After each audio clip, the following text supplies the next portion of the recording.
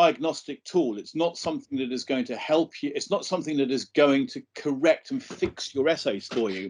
You have to use these tools in a nuanced way.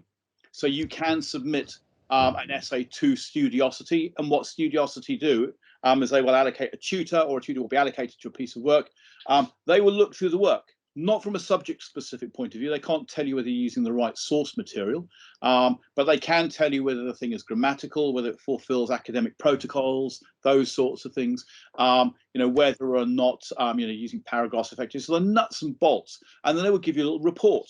Now that report is absolutely pointless unless you then go with that report to your tutor or to an academic skills tutor and say, okay, this is what Studiosity has told me is wrong with this essay. How do I improve it? So it's a piece of diagnostic software, it's a diagnostic service, and if you just leave it and do nothing with it and don't use that information to contact your tutors, then it won't benefit your work. You need to, it doesn't do it for you. You actually have to. So it's not like somebody's writing the essay for you. It's more about spelling, grammar, structure, use of language, etc.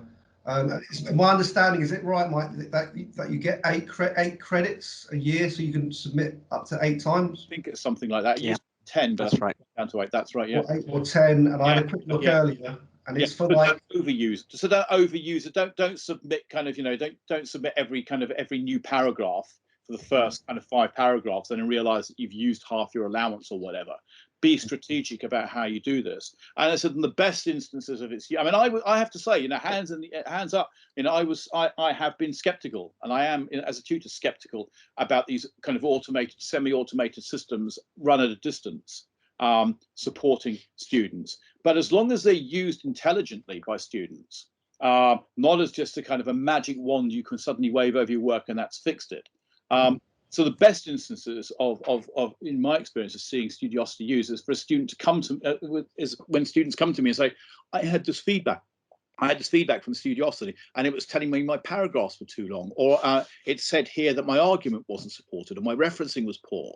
So now they have taken responsibility for that, and they have now come to kind of find some sort of support for that, and it helps them to pinpoint what needs to be helped, and I can give them the most useful support that way.